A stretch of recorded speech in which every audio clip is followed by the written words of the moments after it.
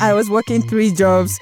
I never had sleep because you have to pay the tuition. Otherwise, you don't graduate, you don't get the permanent resident, and I'll no longer be here. You get out of status, right? You have to be in school, you have to pass the courses, you have to pay the tuition. I'm staring at $40,000 tuition in my face every year.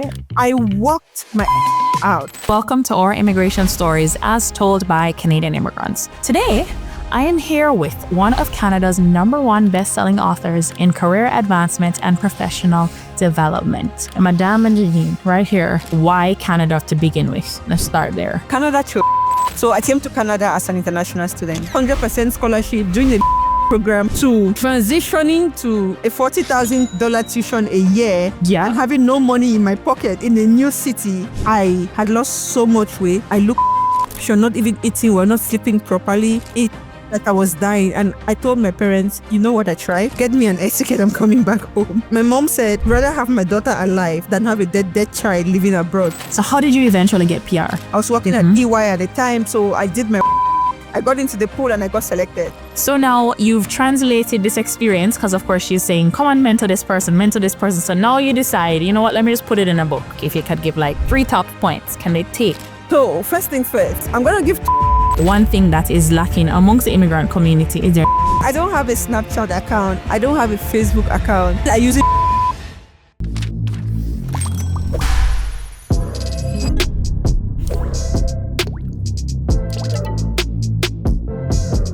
Hello, and welcome to our immigration stories as told by Canadian immigrants. I'm your host, Christina McPherson, and this show is all about sharing the real, the raw, and the inspiring journeys of immigrants who have made Canada their home. Today, I am here with one of Canada's #1 best-selling authors in career advancement and professional development, Madame Nadine, right here. Hi. Hi, and welcome to the show. Now, for anybody who is watching, if you are trying to navigate the job market right now, sit with me and learn from somebody who's been there, done that, got the t-shirt, and wrote a book about it. She has worked for some of Canada's biggest accounting corporations like EY, PricewaterhouseCoopers, and KPMG. But what's her story? How did she get here? How did she climb that corporate ladder? And how did she get to be working for some of the biggest firms in Canada? From arriving into Canada as an immigrant to navigating the corporate world like a true quarterback. Let's hear from Nadine. Thank you and welcome. Thank you so much, Christina. Thank you for having me. Absolutely. So, I want to kind of start from your beginning, so to speak, as an immigrant coming to Canada, coming from Cameroon. So help me to understand why Canada to begin with. Let's start there. Canada chose me. Aha. Okay. Yeah, that's really funny to say, but Canada chose me. And I'm very grateful that that choice was made, because it's been an amazing journey, not one without challenges. The challenges were there, but overall, I'll say that it was an amazing choice, and I'm happy that I'm here and I'm a Canadian citizen today. Gratitude to Canada for all that I am right now. So awesome. I came to Canada as an international student. Okay. Yeah. And how long ago was that? Yeah, and so as an international student back in 2014. And so when I say that Canada chose me, let me take you back to my journey.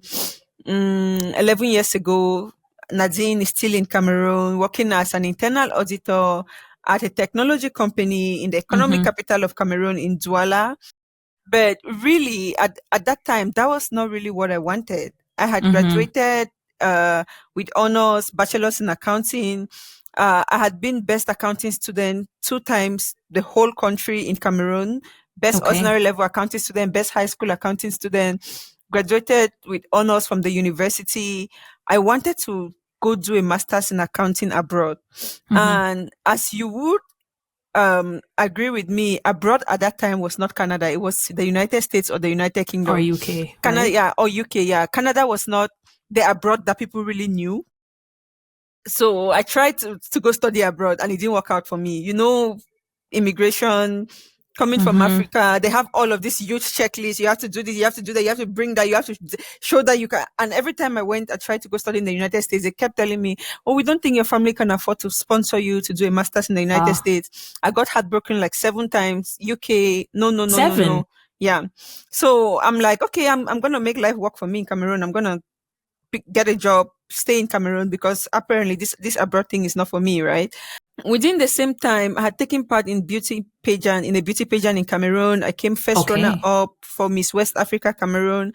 I later on was selected to represent Cameroon for United Nations pageant as Miss Cameroon United Nations. As I was very much involved in humanitarian activities in my country. I was very much there in the grassroots, working with women in need, working with women in desperate situations, partnering with non-for-profits in the United States, apparently, and in the United Kingdom, the very same countries that didn't give me the opportunity I wanted at the time. And Yeah. guess what country recognized what I was doing?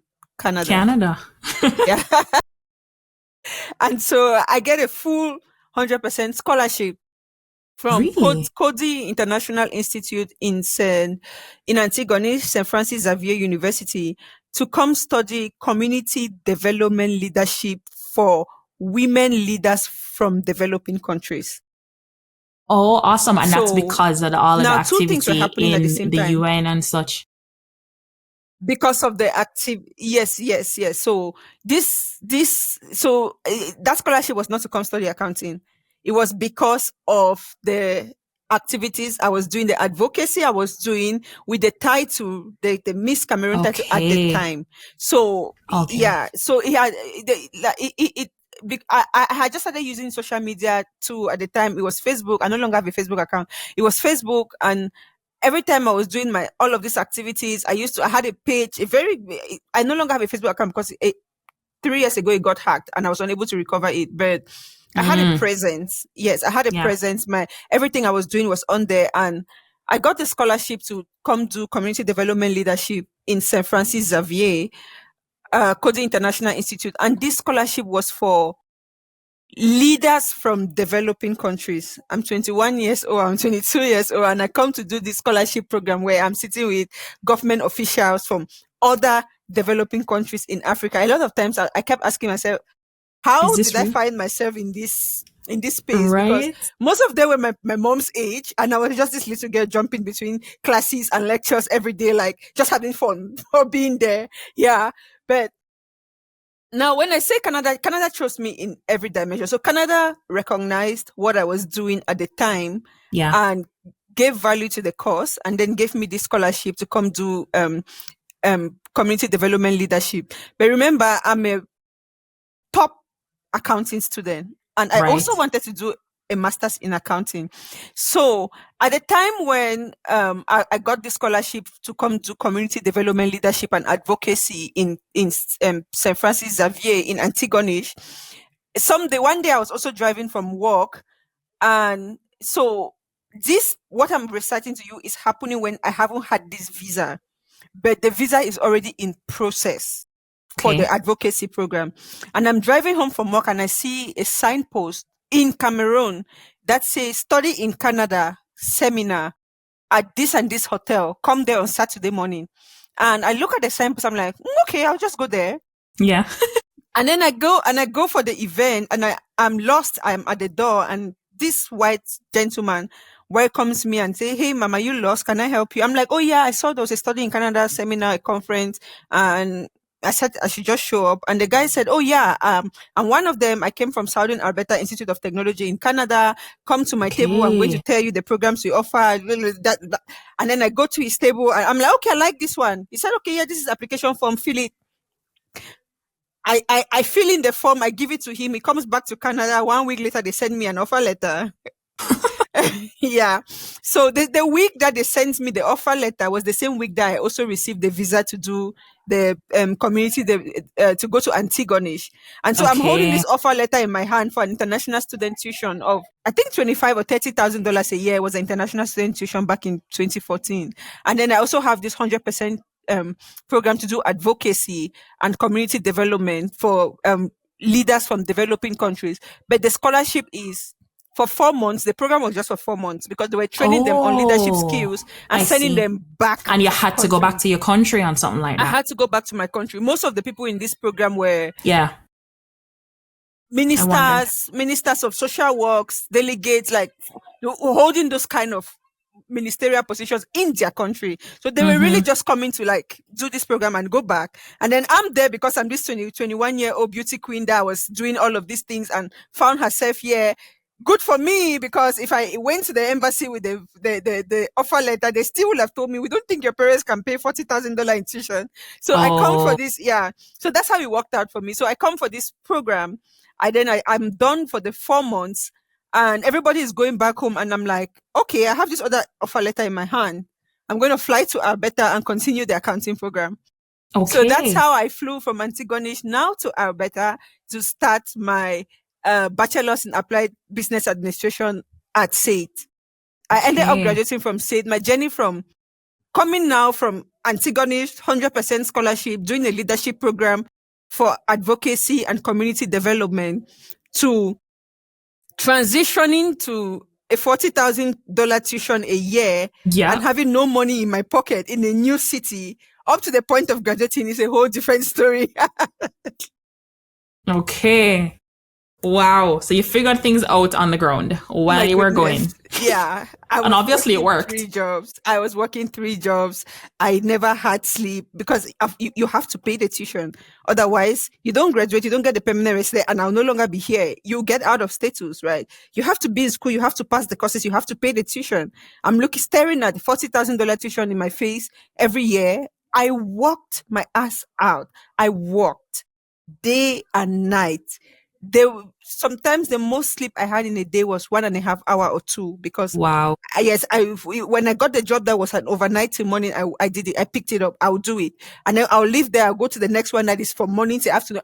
Then after that I'll go to the next one that is an evening shift, because I have to pay the tuition, I have to pay the rent, I have to feed, I have to have a bus pass, I have to survive.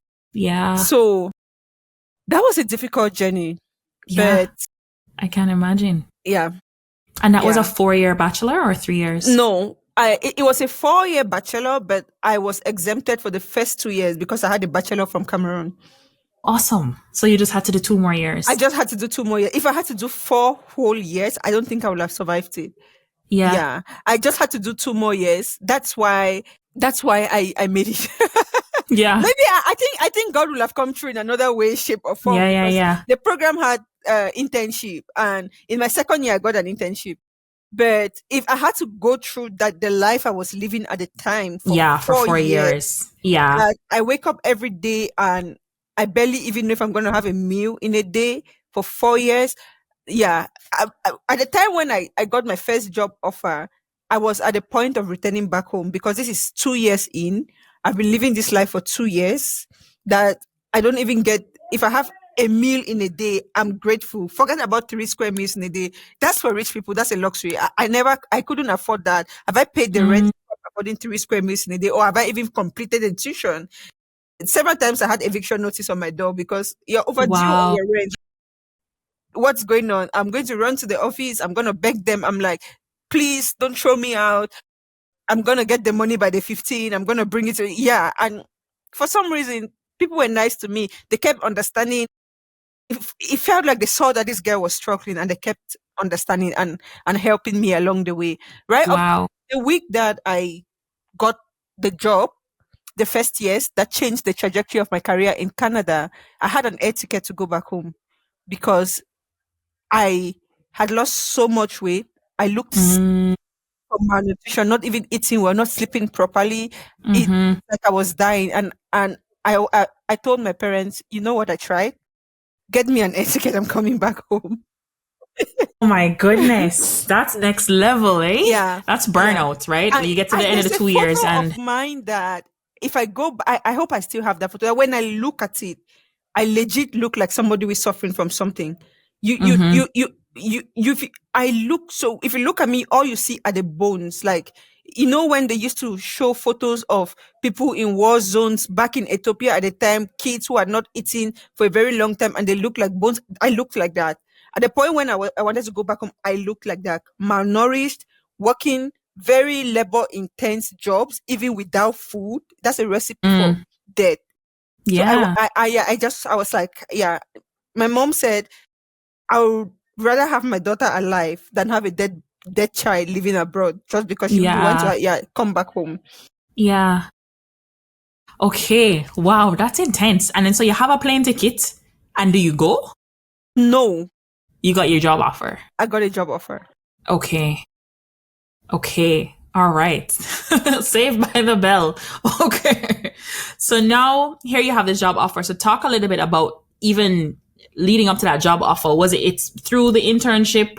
Was it Yeah, through yeah, networking? it was the internship. It was the Okay. internship. So one thing I never lost sight of, even as I was juggling the multiple jobs, before I left school every day. So my classes finish at 4 p.m. or was it 6 p.m.?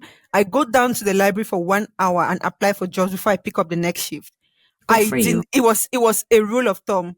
Nadine, how many jobs have you applied for today? Because I today. knew that my life, my career depended on getting this job. I did not like. I'd rather show up late for that shift because I spent an Mm, additional 30 minutes in the library applying for jobs.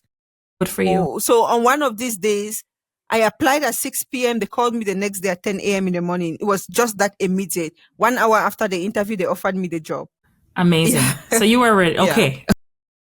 So like that's crazy, right? So you're a student, you have all kind of part-time jobs, and then you're still making time to apply. You spend 1 hour applying for jobs every day, Yeah. which is Yeah. something I think that people can take a page out of that book. I don't know if you put that in the book, but that's even something that like it's a numbers game at the end of the day, It's a right? numbers game.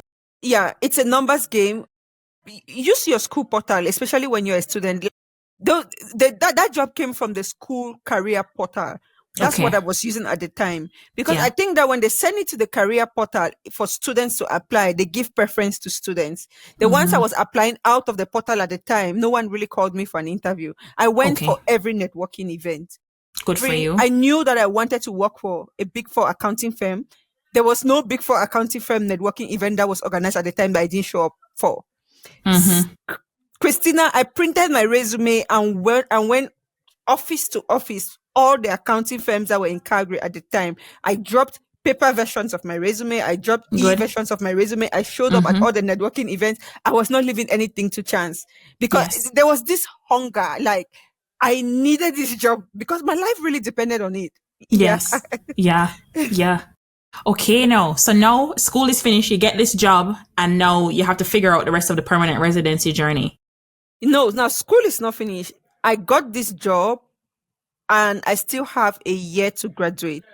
Oh, fun. Yeah, because the program I was in, you needed to do an 8 month internship before you could graduate. Wow. So getting a job for me was not, oh, I need the job to get the permanent resident. If I didn't get the job, I was not even going to graduate. Mm-hmm. There was a mandatory 8 months co-op to graduate from the Bachelor of Applied Business Administration Accounting program in SAIT at the time. Now I learned that they've modified it a little that if you can't find a job, you can do a capstone project or something. At that Yeah, okay. time, you had to find a job.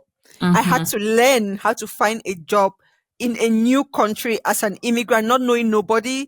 I think that's what really taught me to become a master and an expert in job search because it was Yes. it was you had to find that job and do that internship. Otherwise, you were not graduating.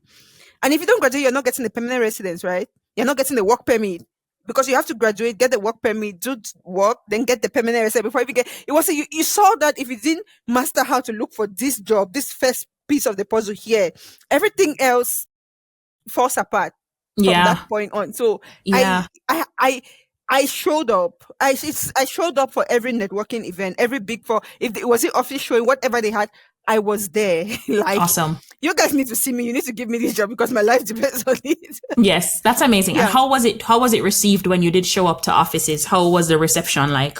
Oh, they always told me, oh, you have to go apply online. I'm like, yeah, I've applied online, but I still want you to have my resume because I haven't heard anything. Good. Okay. Good. I was aggressive. I was very Yeah. aggressive. So this job was an internship, an 8 months internship. And then at the end of the 8 months internship, then I was going to go to school and then defend what I learned in the internship program, write this project, then graduate. And Okay. so I start the job, an 8 months internship, and 4 months. Okay, let me retrace some steps. When I applied for the job, that's 6 p.m. And then I left. I went to work. They called me the next day. I think they called me the next day at 10 a.m. And then they asked me to come for an interview the next day. And I'm like, yeah, sure, I'll come. So I have one day to prepare for this interview. I Mm-hmm. prepared for this interview like I was defending the master's thesis. because I was not leaving anything to chance. I kid you not. Before I left the interview room, the manager who interviewed me told me that I've spent the last 2 months interviewing a candidate for this role. Nobody explains to me what I was looking for like you did. It was an Okay. evident choice. Yes. I Okay. studied the job description. I made sure that I understood. It was a tax role at the time. It was scientific research and experimental development. I went into the tax code, learned everything I could. Like when I went into that interview, I was a student, but I went down to the technicality of everything because I don't know anybody in Canada. I don't know anybody in corporate Canada. I don't have a godmother, a godfather that's going to say, if you don't get this internship, come do something in my company. And I Yeah. know. Yeah. So this was my one shot. I was not going to leave it to chance. To chance. Yeah. Good. So I studied for the internship. And when I was at the end of the job, she couldn't hold herself. I could tell the recruiter because it was the manager and then the recruiter, like, let's talk after she's gone. She's like, no, I've been interviewing for 2 months. The interview ends today. I found my candidate. She said it in front of me. Awesome. Yeah. That's amazing. So then I joined and I'm working with her. Yeah. The person who interviewed me was the person I was directly reporting to.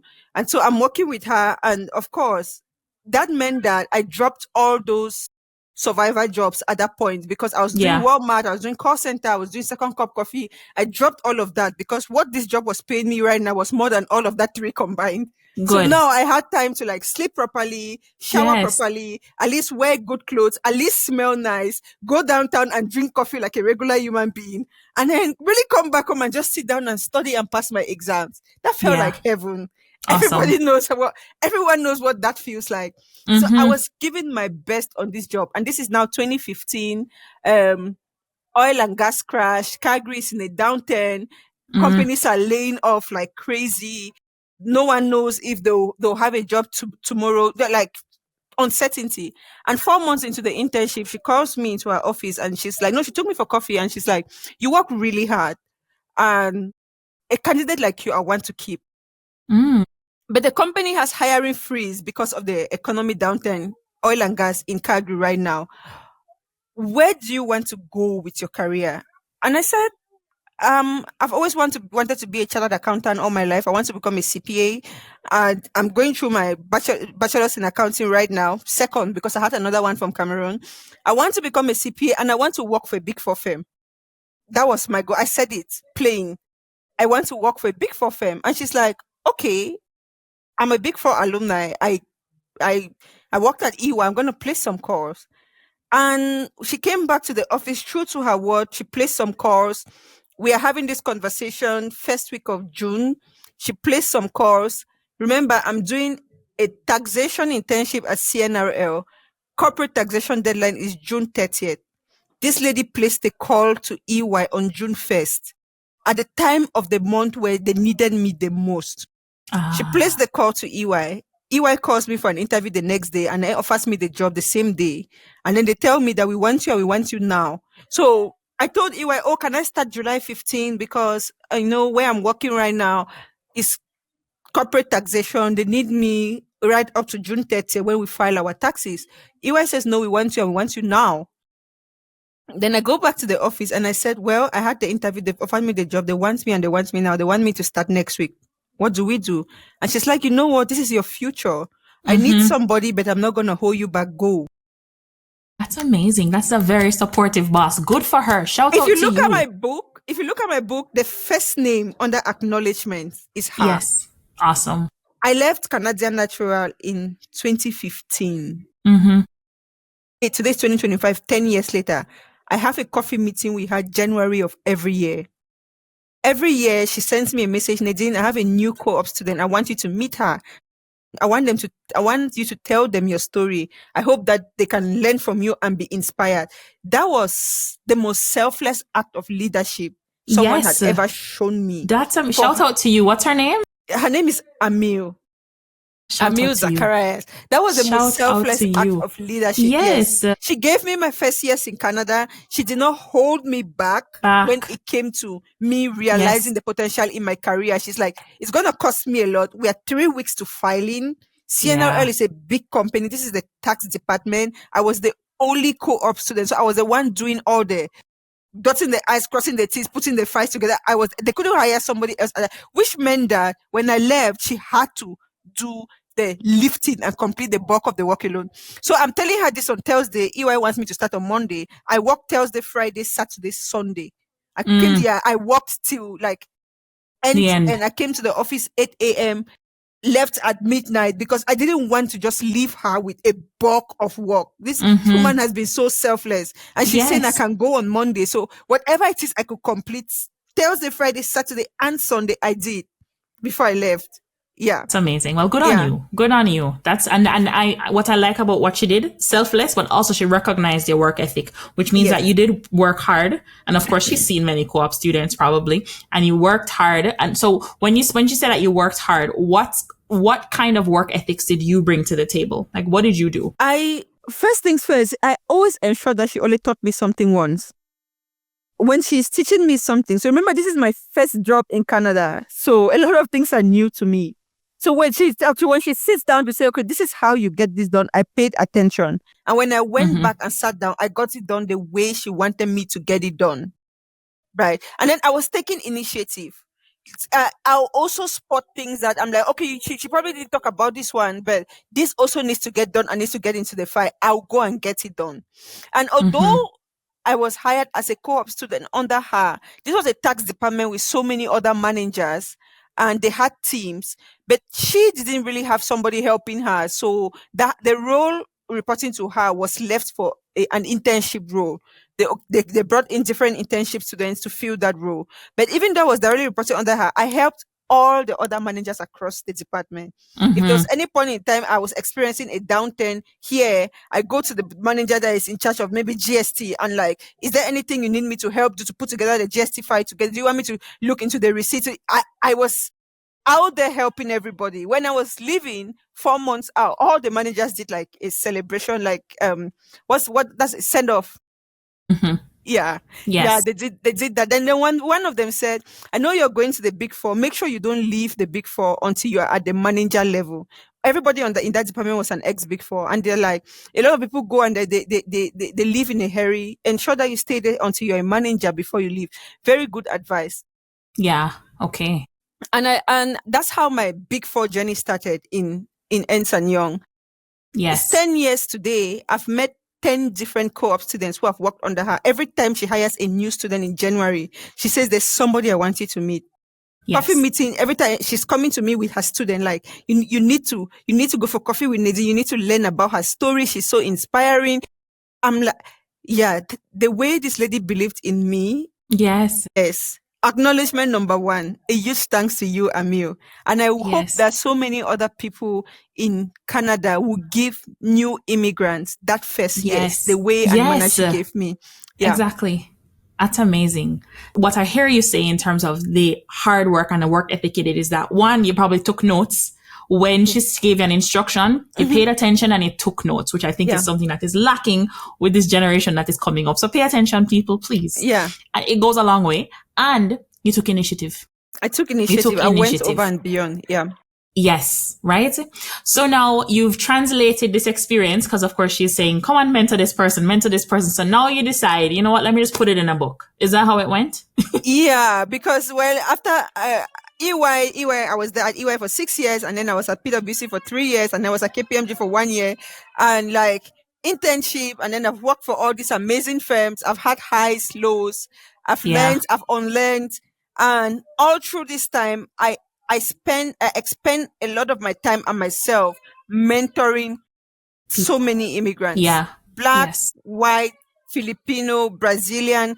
My mentorship was not limited to women of a certain race or men of a certain race. I want to make this clear because a lot of times people always like, oh no, she's just helping the black folks. No. Sometimes I spend a lot of times even speaking to like Indians and people from the Philippines and people from Brazil just as much as I speak to the people from Africa. Just in the same capacity. It does not matter whether you're black, you're white, you're pink, you're purple. The immigrant struggle cuts across race. It cuts across skin color. It cuts across gender. It cuts across nationality. People are struggling in several different ways. Unique to their story and their experiences. but the same across board. It boils down to, I feel unappreciated at work.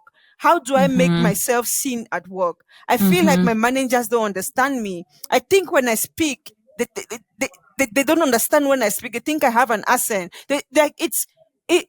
The common theme is, how do I be better or be seen or be Mm-hmm. recognized for the value and the contributions I bring to the workplace? Okay. Yes. Yes. And it's very good mentorship. So what I'm going to do is I'm going to read the back of your book because I liked how you phrased this thing here. So for anybody who wants to know, the book is called Quarterback, An Immigrant's Guide to Corporate North America, right? And on the back, it says corporate North America is like a football field, fast paced, unpredictable, and full of obstacles. As an immigrant, you're not just playing the game, you are learning the rules while running the plays. It is tough, but it is achievable. Just like an elite quarterback leads their team with vision, strategy, and composure, you can lead your career with confidence and purpose. So right now, you know that the job market is a different world. It's a different beast in 2025. And a lot of people, I had this conversation, I mentioned it to Kelly in the last interview, that a lot of people are struggling right now with finding jobs, but a lot of them are being keyboard warriors and are applying to jobs online. And one thing you pointed out is that you went to every networking event, right? I did. You put yourself out there, you went to the offices and such. So now with the co-op students that you mentioned, well, they're co-ops that are in a position, but for the people who are looking for jobs, especially if in a particular part of Canada, because, we still need to figure out how you got to PR, but we'll get to that part right there, right? What, from this book can they get from your journey to help them to, one, be ruthless, like a quarterback. Like American football is no joke. Yes. It's no Yes. joke. Yes. Right? You have Yes. to be rough and tough and aggressive. Exactly. Right? That's why the book is quarterback. Right? Yeah. Right? You have to be fearless, right? People are going to ram into you and knock you down and you have to get to the goal with that ball. Exactly. So what, from your journey and what in the book can they take, if you could give like 3 top points, can they take to try and figure out how to, one, get that job in a particular part of Canada and then plot their path to PR? So first things first, 3 points. I'm going to give 3 points, but 3 points will not give you all the information you need. That book is packed with information. You should get it for yourself. I was going to say something. Yeah, now I remember. The job market right now is not what it was in the COVID era. In the COVID era, it was an employees market. Employers were basically begging people to come and work. And then they paid you way above the market rate to work. People had 2, 3 jobs. Right now, people are looking for jobs and the employers are just swiping. Well, yeah, you meet the criteria, but there's somebody who is even more overqualified. So you have to get out of that mindset, that lazy COVID mindset where everybody was just sitting at home behind the keyboard, doing 3 different jobs, doing the bare minimum because, well, if you feel a cough or a headache, you just sleep. No, it is an employer's market right now. You have to go out there and look for this job. 60 to 70% of jobs, first of all, are filled through referrals. You see, when people say Canadian experience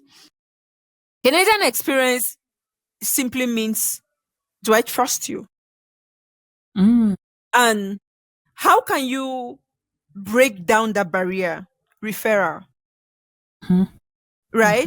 People are more likely to trust a candidate that Nadine brings because they work with Nadine and they know Nadine, and they trust Nadine. And Nadine says, oh, there's this person who just came to Canada. I think they're great. They've done this in so and so country. They'll be a great addition to the team. That already breaks down the wall of Canadian experience because trust to an extent has been established. Your job is to go out there and find people who put their trust on the line for you.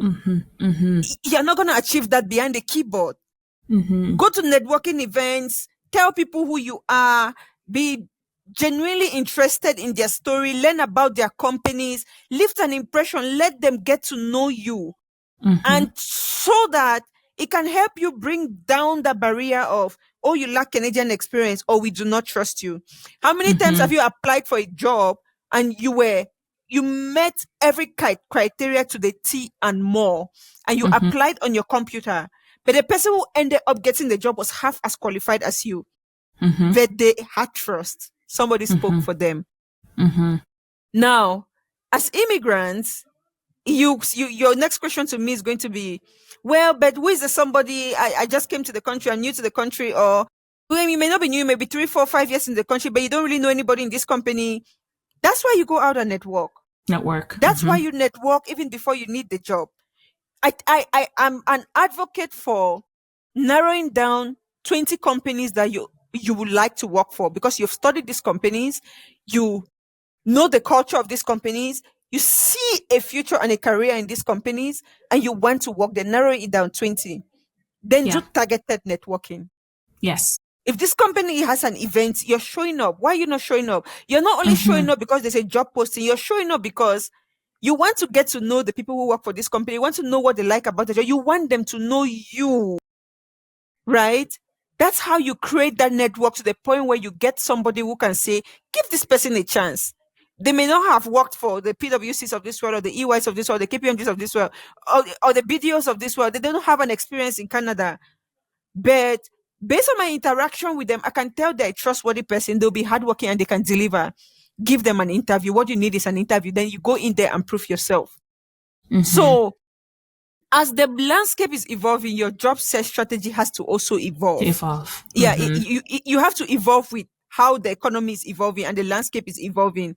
So you have to do your homework. Go for these events. Have your target list of companies.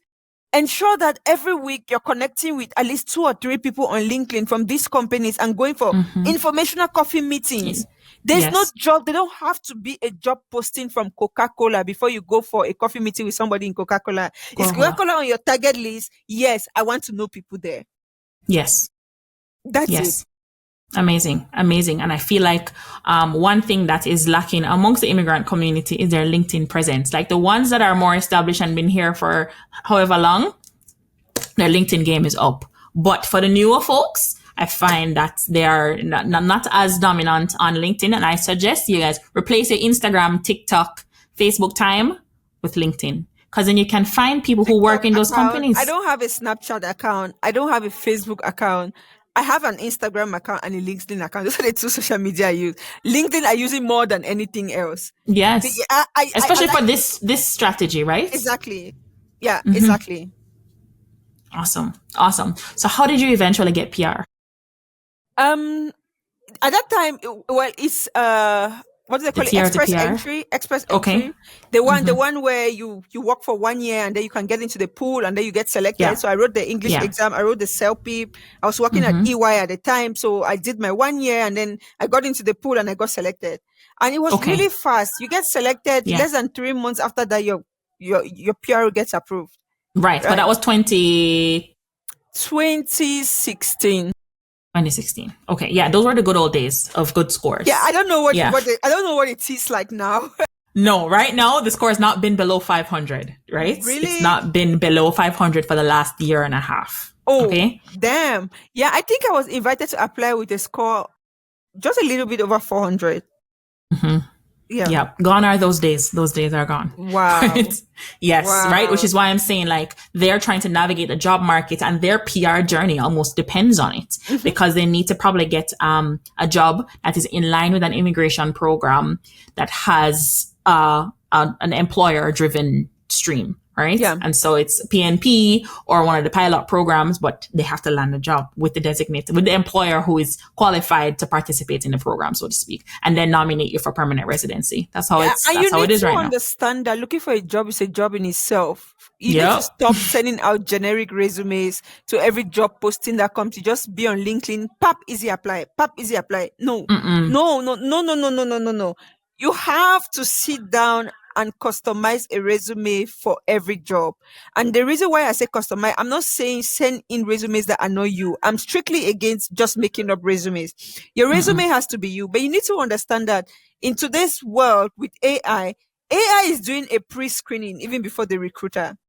And so you need to really demonstrate on your resume what transferable skills and key skills that you have and have had throughout your previous experiences that apply to this job, so that you can beat the AI filter and get to a human. Exactly. And that's where the referrals come in, because then you beat the Yes. AI filter for sure. Yeah. Right? Okay, so you got invitations to apply, you got your PR, you got your citizenship. Yay. Well, that is such an inspiring and amazing journey, right? Talk about, I'm not, like, you were at a very low point, right? Would you Yeah. say, when you were trying to transition into that, and you worked hard and it obviously pays off, and here you are.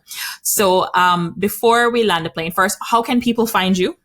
You said that you're on LinkedIn, so you can tell us your LinkedIn Yes. handle, but also tell us a little bit Nadine about your Niba. book and where they can get your book. The book is available on Amazon.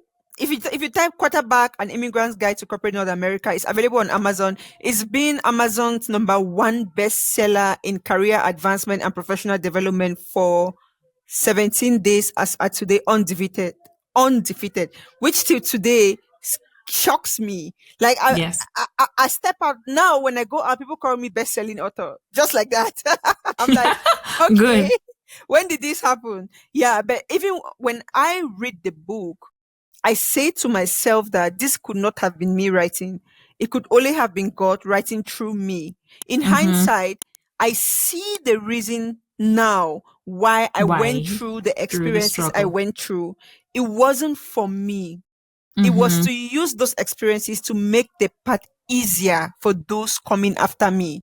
The kind Yes. of messages, the testimonials I've received from people about this book, every time somebody sends me a message on Instagram, on LinkedIn, or on my phone, and like, oh my God, you just said this in the book. This is a confirmation of this, or this is what I needed at this time. I'm like, wow, I had no idea it was going to have this kind of impact. Awesome. Yeah, I know a lot of people also said, I'm not a reader. Are you going to do an Audible? I plan to do that next year, but I don't know if the whole idea of not being a reader really sits well with me. I'm such a reader. I read books. I have a paper copy, hard copy. I have a Kindle. I read at least 15 books a year. That's the minimum. I love to read, but everybody is not necessarily like me. But I think we should develop the attitude of reading. I think it's nice. Yeah. But yeah, the Audible version is gonna be, it's in the works, and people are also asking for a French translation. That's how many people. Yeah, people are asking for. I'm Cameroonian. I'm bilingual. It's kind of biased that it will only exists in English. So yes, we're also going to work on a French translation so that the French folks are not left out. Because even in Yeah. Alberta right now, there are a lot of French people immigrating into Alberta right now. A lot of French Yes. people. Yeah, Yes. and everybody is looking for their way. Everybody's looking for their way. I Yes. didn't realize how much there was a need for an information like this in the market Yes. at a time Yes. where Canada just opened its doors and people are flooding in like the gates of heaven. So many people are lost trying to find their way. And Yes. I think the vision also was given to me at the right time. I think those two things combined really kept that book on bestseller for this long. And yeah, I think I in everything I just said, I've kind of explained the reason why I wrote the book. It's really to make the path for those coming after me Easier. easier. Yeah, because the immigrant journey is a difficult one. But I begin the book talking about the immigration advantage, the immigrant advantage. Immigrants have a lot of advantages. The fact that you abandoned your life in everything you knew growing up, moved to a whole new country, that's great. That's resilience. Yes. And Yes. I said it in the book that I need you to take that grit and that resilience into corporate America. Don't Yes. you need to, you see all of that quality that you demonstrated by packing your bag and leaving the familiar, everything you've known, and you plunge into the unknown. It transforms you in ways that even you do not understand. Yes. And because of that advantage, I want you to own it and know that you bring a lot of value to the table. You're a leader just by the very decision you made to immigrate Exactly. and plunge into an unknown on your own. You were Yes. leading your life when you made that decision. So go into corporate North America and be a quarterback. Yes. And remember Yeah. that version of yourself. Yes. Remember that version of yourself. Yes. Yes. Amazing. That's an amazing point. Just a full stop right there. Dot the T cross the I. Amazing point here. You have been an amazing guest and your story has been truly inspiring. Please go get that book, Quarterback, An Immigrant's Guide to Corporate America. It's on amazon.com.ca. And she has her website, and her website is NadineNiba.com. Okay, that's what it is. Yeah, And it it will is. be You linked can get it below. on my website too. Yeah. Yes. Yes. So Nadine, NADINENIBA.com. Okay. Thank you so much for watching. If this video was helpful for you, please pass it on to somebody else so it can be helpful for them too. Hit that like button if you did find the information valuable, and subscribe to this channel, and I'll see you in the next video. I want to show so that when Oh you yeah, go to show a copy Amazon, of the yeah, book. you know what it looks like. Yeah, there we go. There you Yeah, go. that's it. There you go. So Yeah, we yep, would put an you have a great infographic on this. yourself. Yeah. Awesome. Thank you so much, Right. Christina.